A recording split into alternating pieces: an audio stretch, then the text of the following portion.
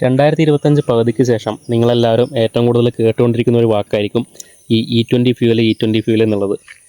അപ്പോൾ ചുരുക്കി പറഞ്ഞാൽ നോർമൽ പെട്രോളിൻ്റെ കൂടെ ഒരു 20% എഥനോളും കൂടെ മിക്സ് ചെയ്തിട്ടാണ് നമുക്കിപ്പോൾ കിട്ടുന്നത്. അപ്പോൾ ഇതിൻ്റെ ഒരു പ്രശ്നം എന്താണെന്ന് വെച്ചാൽ 2023 മുന്നേ ഇറങ്ങിയ ഹോണ്ടയുടെ അല്ലാത്ത വണ്ടികളാണ് നിങ്ങൾ ഉപയോഗിക്കുന്നതെങ്കിൽ നിങ്ങളുടെ ഫ്യൂൽ ടാങ്ക്, ഇഞ്ചക്ടർ, അതുപോലെ തന്നെ നമ്മുടെ ഫ്യൂവലിൻ്റെ പൈപ്പുകളും കാര്യങ്ങളൊക്കെ പതിയെ തുരുമ്പിച്ച് തുടങ്ങും.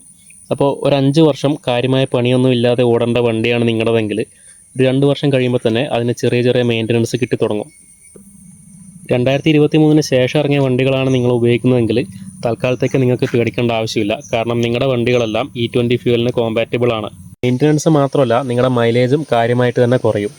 ഒരു 17-18 കിലോമീറ്റർ മൈലേജ് കിട്ടിക്കൊണ്ടിരുന്നവരാണ് നിങ്ങളെങ്കിൽ ഇത് 12-13 കിലോമീറ്ററിലേക്ക് മൈലേജ് കുറയാൻ സാധ്യതയുണ്ട്. അപ്പോൾ ഈ പെട്രോൾ, എഥനോൾ മിക്സ് ചെയ്യുന്നതിനെ കൊണ്ട് വണ്ടികൾക്ക് ദോഷവശങ്ങൾ മാത്രമല്ല നല്ല വശങ്ങളും കൂടെയുണ്ട്. അപ്പോൾ അതിൻ്റെ ഡീറ്റെയിൽ ആയിട്ടുള്ള വീഡിയോ നമ്മുടെ ചാനലിൽ അപ്ലോഡ് ചെയ്യുന്നതായിരിക്കും.